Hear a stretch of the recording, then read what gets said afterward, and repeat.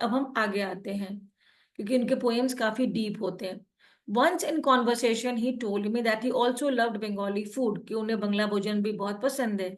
आई protested, तो उन्होंने विरोध किया था अमिताभ ने, कि शाहिद आप तो कभी कलकत्ता गए नहीं हो, you have never been to Calcutta. No, he said, तो उसने कहा बिल्कुल मैं नहीं गया हूँ, लेकिन मेरे दोस्त हैं जो मेरे लिए ये भोजन लाते थे।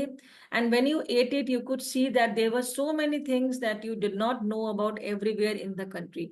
और वैसे भोजन खाने के बाद मुझे एहसास होता था कि ऐसे कितनी चीजें हमारी दुनिया में जिसके बारे में अभी तक हम नहीं जानते। वॉट आई से इज, वो कहते हैं कि हम, मैं ये कहता हूँ, why can't you be happy with the cuisines and the clothes and the music and all these wonderful things. क्यों नहीं इंसान खुश रहता है? इतने अच्छे अच्छे भोजन के जो तरीके हैं, शैली है, क्यूजिन्स है, और जो कपड़े हैं अलग अलग प्रांत के, और जो संगीत है, और इतनी सारी अच्छी चीजें हैं।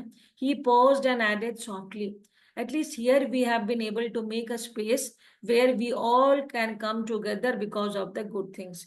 और वो रुक कर कहते थे बहुत धीमे से, सॉफ्टली, कि चलो एटलीस्ट इस जगह पर, मेरे घर में मैंने ऐसा एक माहौल बनाया है कि हम सब एक जगह आ सकते हैं, चाहे हमारी जाति जो भी हो, हमारा रिलीजन जो भी हो, और हम ये सब अच्छे चीजों का आनंद ले सकते थे। अब जो गुड थिंग्स उनके हिसाब से था, उसमें एक और गुड थिंग्स का, कि उन्हें बहुत अच्छा लगता था बेगम अख्तर के म्यूजिक को सुनना। उन्होंने बताया था कि he had met the great ghazal singer when he was in his teens. वो जब बिल्कुल यंग थे, टीनेजर थे, तो उस वक्त वो बेगम अख्तर से मिले थे अपने एक फ्रेंड के through. And she had become an abiding presence and influence in his life. और उस दिन से मानो उनकी मौजूदगी हमेशा उनके साथ रही, अबाइड करती रही, और उन्होंने काफी प्रभावित किया शाहिद को। Shahid had a fund of stories. Shahid के पास बहुत सारी ऐसी कहानियां थी कि about her sharpness in repartee, की हाजिर जवाबी है बहुत है जो बेगम अख्तर है, और वो कितनी तेज है, शार्प है। तो यहाँ पे अमिताभ कहते हैं कि शाहिद खुद भी बहुत कम नहीं थे हाजिर जवाबी। Shahid was himself no mean practitioner of repartee. अब एक ओकेशन था जब बार्सिलोना एयरपोर्ट पे उनको रोका गया था सिक्योरिटी गार्ड के द्वारा। और वो सिक्योरिटी गार्ड कौन थी? एक औरत थी। और जो रूटीन चेक होता है, उसी के दौरान उस औरत ने शाहिद से पूछा था, व्हाट डू यू डू, आप क्या करते हैं? तो उन्होंने जवाब दिया था, मैं कवि हूँ, आई एम अ पोएट। और फिर वो बोले कि आप स्पेन में क्या कर रहे थे, यानी कि स्पेन में किस काम से गए थे? तो इस पर वो जवाब दिए, राइटिंग पोइट्री, मैं कविता लिख रहा था। No matter what the question, Shahid हमेशा उसमें कविता की बात ले ही आते थे। तो Shahid worked poetry into his answer. Finally जब उनसे सीधे जवाब नहीं निकल पाई, तो वो जो परेशान औरत थी, एग्जैस्परेटेड औरत थी, उसने पूछा, आर यू कैरिंग एनीथिंग, क्या आप ऐसा कुछ कैरी कर रहे हो जो डेंजरस हो सकता है दूसरे पैसेंजर्स के लिए? ये सवाल भी आपको पता होना चाहिए कि एयरपोर्ट में लोग पूछते हैं जब चेकिंग होती है ना, जैसे पावर बैंक है कि नहीं, या चार्जर है कि नहीं। अब इस बात पर शाहिद ने धीरे से अपना जो हैंड है वो अपने चेस्ट पे रखा, छाती पे, और कहा, ओनली माई हार्ट, यानी कि मेरा दिल है, जो काफी डेंजरस साबित हो सकता है लोगों के लिए, यानी कि मैं अगर कलम से लिखूं। ये one of his great Wildean moments था, and it was the occasion the poem Barcelona airport. और इसी के बाद उन्होंने कविता लिखी थी, उसका नाम था Barcelona airport. He treasured this moments, वो इन सब क्षणों को बहुत प्यार से याद करते थे, ट्रेजर करते थे। I long for people to give me an opportunity to answer questions. बोले मैं इंतजार करता हूँ कि कब मुझे लोग एक मौका दे और मैं सवालों का जवाब दूं। ऐसा शाहिद ने अमिताभ को बताया था। अब एक और दिन की घटना बता रहे हैं अमिताभ घोष, की 7 मई को उनका गुड लक था, गुड फॉर्च्यून था, to be with him when one such opportunity presented itself. एक ऐसा मौका उन्हें लगा कि लोग उनसे सवाल जवाब करें। 7 मई का वो दिन था। Shahid was teaching at Manhattan Baruch college in the spring semester of 2000। वो मनहट्टन के एक कॉलेज में गए हुए थे पढ़ाने के लिए, और ये उनका लास्ट क्लास था supposedly. Indeed the last he was ever to teach, क्योंकि इसके बाद ही उनको अवसर नहीं मिला वापस जाने का। The class was to be a short one. Class छोटा सा ही रखा गया था, ज्यादा समय का नहीं रखा गया था, क्योंकि उनका अपॉइंटमेंट था हॉस्पिटल में afterwards. I had heard a great deal about the brilliance of Shahid teaching. तो अमिताभ घोष कहते हैं कि मैंने सुना था कि बहुत ही चमत्कारी तरीके से, ब्रिलियंटली वो पढ़ाते हैं, और ये पहली बार था जब वो उन्हें क्लासरूम में देख पाए। इट वॉज एविडेंट, ये बिल्कुल समझ में आ रहा था कि बिल्कुल जिस वक्त से वो उस रूम में घुसे और स्टूडेंट किस तरह से उनको अप्रिशिएट कर रहे थे, अडोर कर रहे थे उनको, लाइक कर रहे थे, they had printed a magazine and dedicated the issue to him. उन बच्चों ने एक पूरा का पूरा पत्रिका छापा था और वो इशू उनके नाम से छापा था। Shahid for his part was not in the least subdued by the sadness of the occasion. और शाहिद बिल्कुल भी दुखी मन नहीं हो रहे थे उस पल की, क्योंकि उन्हें लग रहा था शायद इसके बाद में मैं पढ़ाने ना आऊं। फ्रॉम बिगिनिंग टू एंड, शुरू से लेके अंत तक, he was a sparkling diva. वो बिल्कुल रोशनी के तरह वो बिल्कुल चमक रहे थे और वो बिल्कुल ब्राइट थे, हैप्पी थे। अख्तर इनकारनेट, मानो बेगम अख्तर के एक स्वरूप हो, ब्रीमिंग विद लाफ्टर एंड नखरा, और बिल्कुल हंस रहे थे और अदाएं दे रहे थे, नखरे दे रहे थे। When an Indian student walked in late he greeted her with the cry.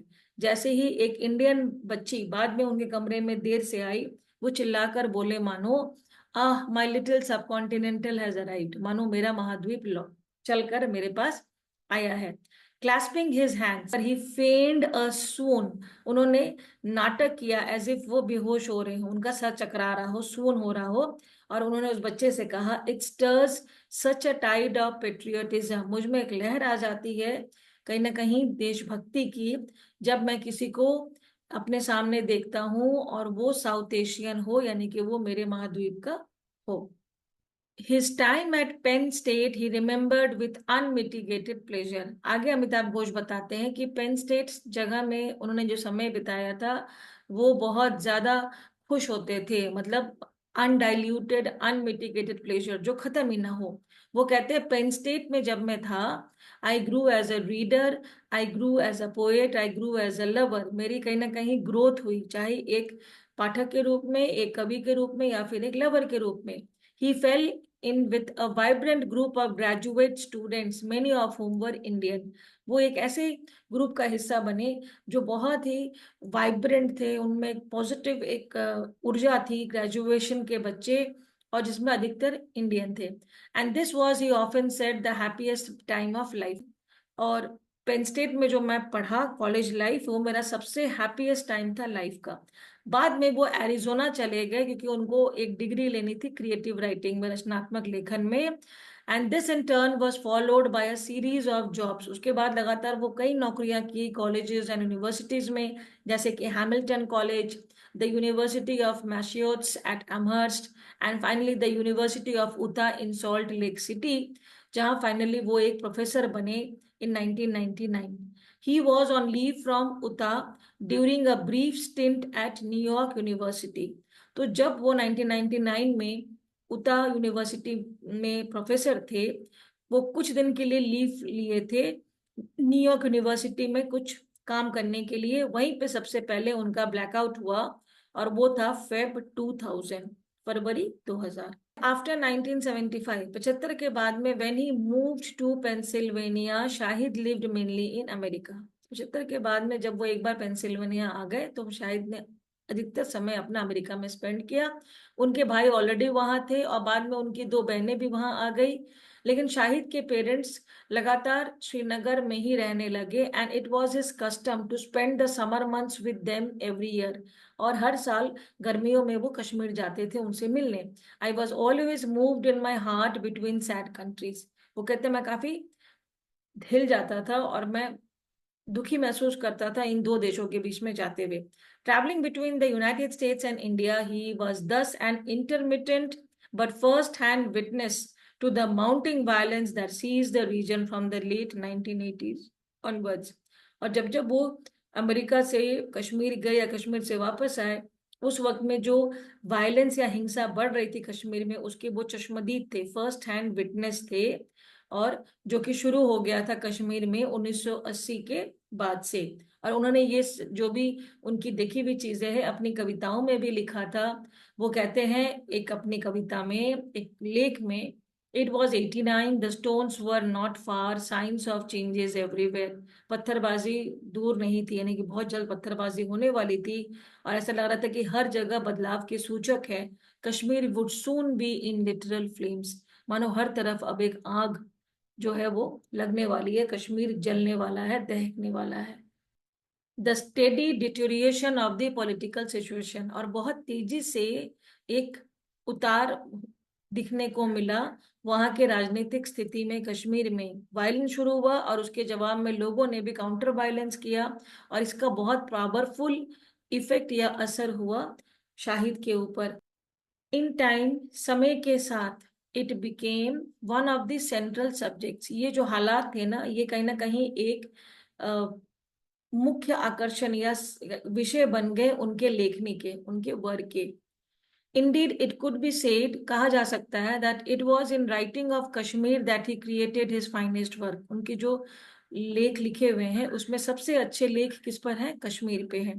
The irony of this is that Shahid was not by inclination a political poet।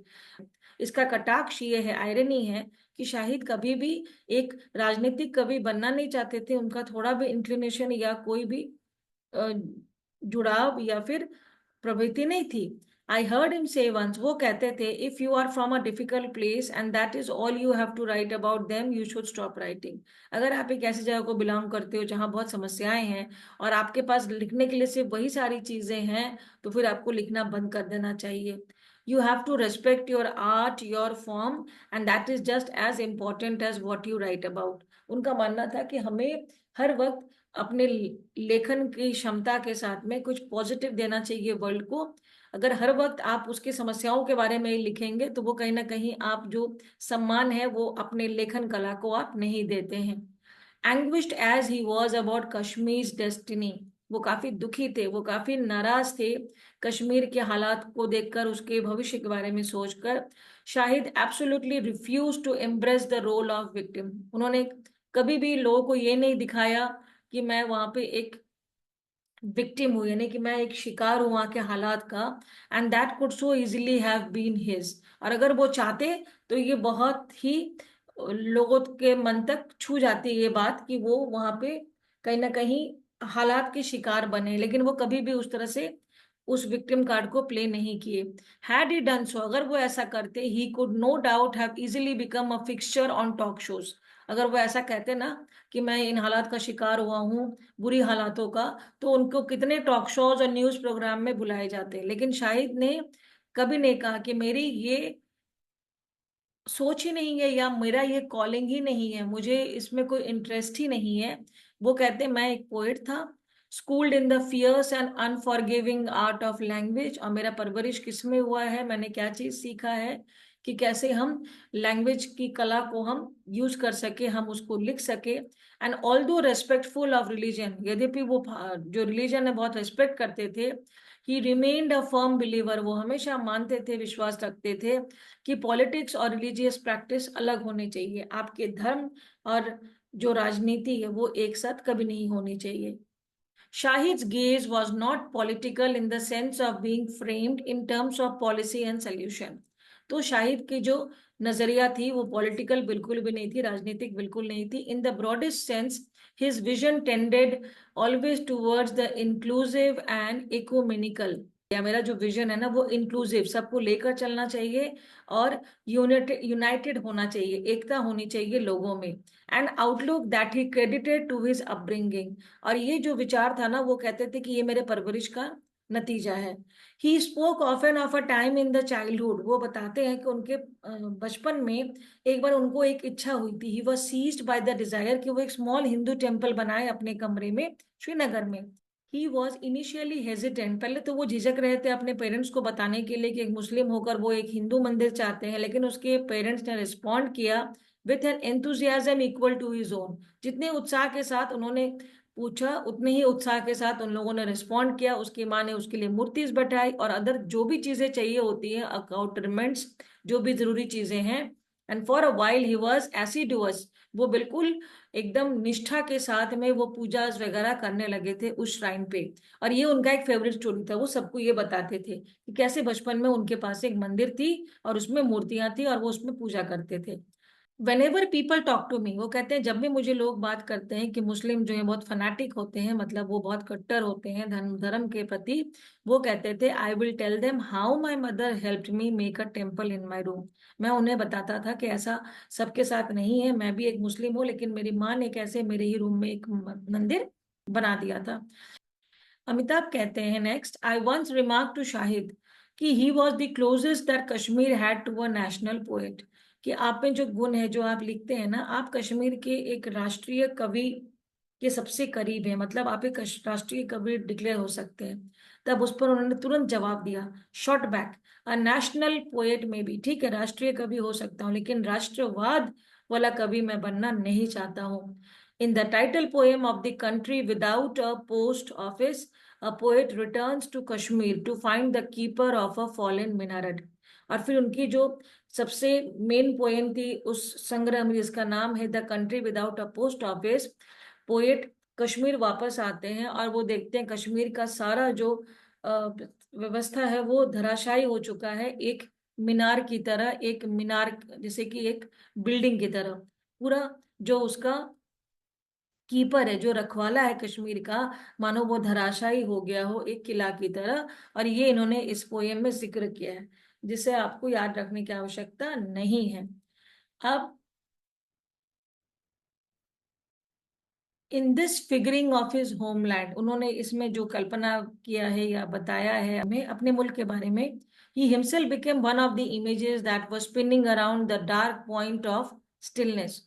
वो खुद एक उसकी छवि बने हुए थे, बोथ शहीद एंड शाहिद, यानी कि एक खुद जो शहीद होते हुए देख रहे हैं गवाह के रूप में, और एक जो शहीद हो चुके हैं, जो मार्टिर हो चुके हैं, यानी कि वो जान दे चुके हैं देश के लिए। His destiny inextricably linked with Kashmir's, each prefigured by the other।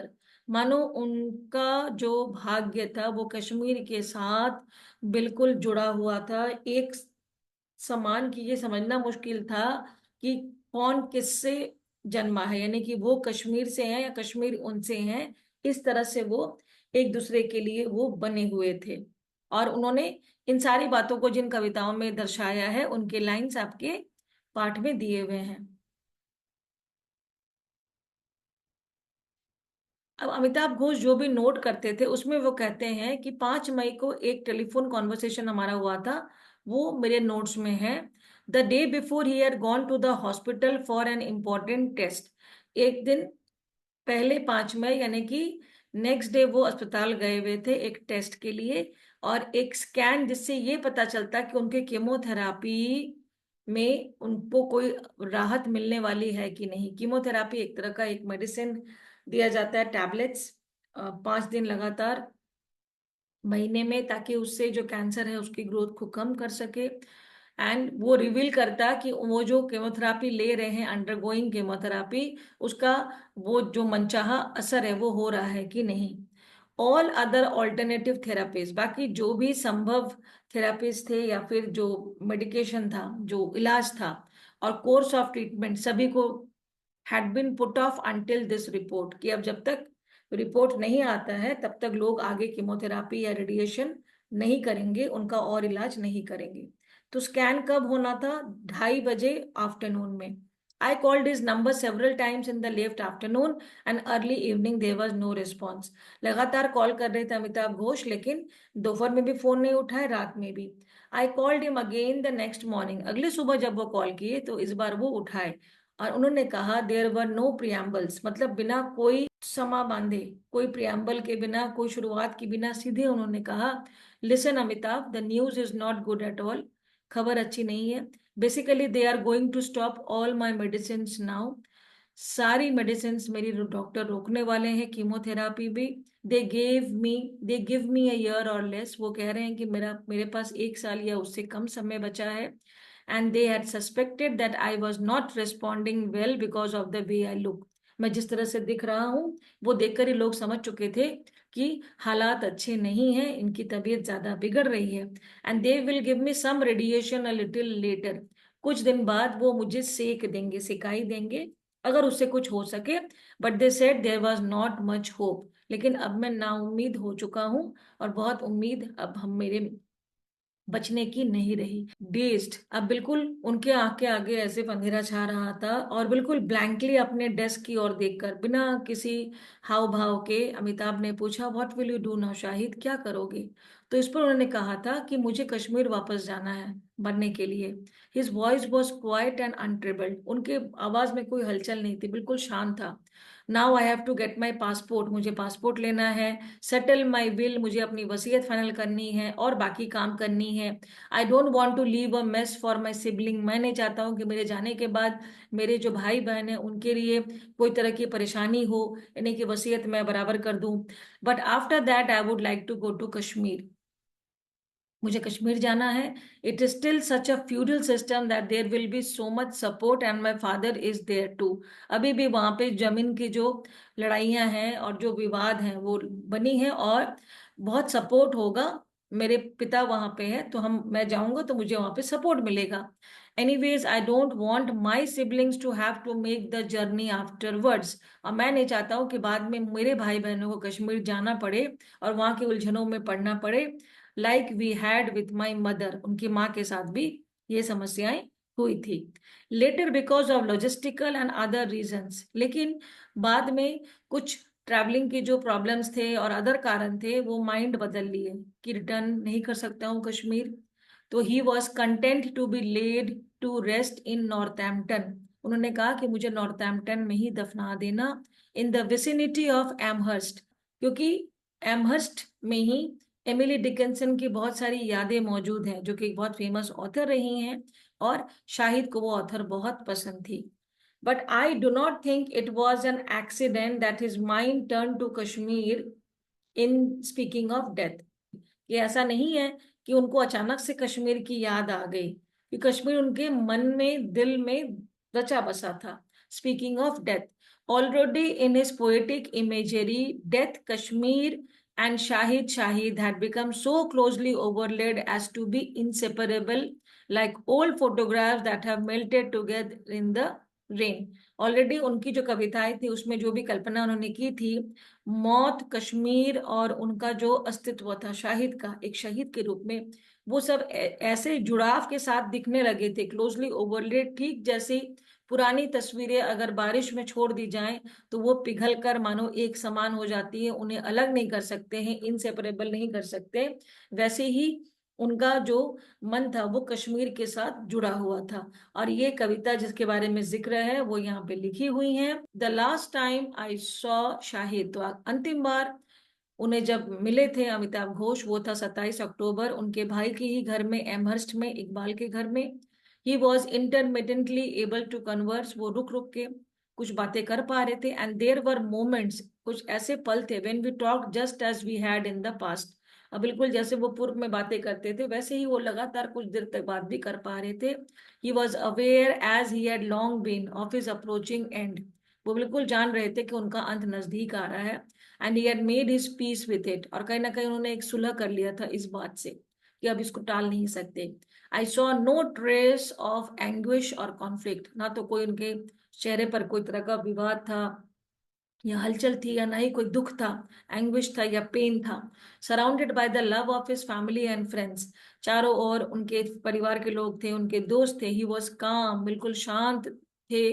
Contented, मानो एकदम संतुष्ट हैं, और बिल्कुल एक शांति के साथ वो लाइफ के अंतिम पड़ाव पर थे। He had said to me once, उन्होंने कहा था, I love to think that I will meet my mother in the after life, if there is an after life. मैं चाहता हूँ कि मैं अपनी माँ को मिलूं इस जन्म के बाद, अगर अगला जन्म होता हो, आफ्टर लाइफ होता हो। I had the sense that as the end neared, तो अमिताभ कहते हैं कि मुझे एक अनुभूति हो रही थी जैसे जैसे उनका जो अंतिम समय है वो नजदीक आ रहा था। This was his supreme consolation, इससे ज्यादा उन्हें किसी बात की दिलासा नहीं थी, बस यही दिलासा था, कॉन्सोलेशन था कि मैं मृत्यु के बाद अपनी माँ से उस जहां में मिलूंगा। He died peacefully in his sleep, वो नींद में ही अपना शरीर त्याग दिए, और वो कब था, 8 दिसंबर 2 AM। Now in his absence, अब उनकी गैर मौजूदगी में, I am amaze that so brief a friendship has resulted in so vast A void, कि इतने कम समय के लिए हमारी दोस्ती ने इतनी गहरी एक मेरे मन में एक खालीपन छोड़ दिया है, वॉइड छोड़ दिया है, कि उनको मैं मिस करता हूँ। Often when I walk into my living room, जब भी मैं अपने बैठक में आता हूँ, I remember his presence here, मुझे याद आता है उनका उस कमरे में होना, उपस्थिति उनकी, particularly on the night when he read us his farewell to the world। और विशेषकर उस रात की घटना याद आती है जब उन्होंने एज इफ पढ़कर सुनाया था लाइंस अपनी कविता से, और वो कहीं ना कहीं अलविदा कह रहे थे दुनिया को।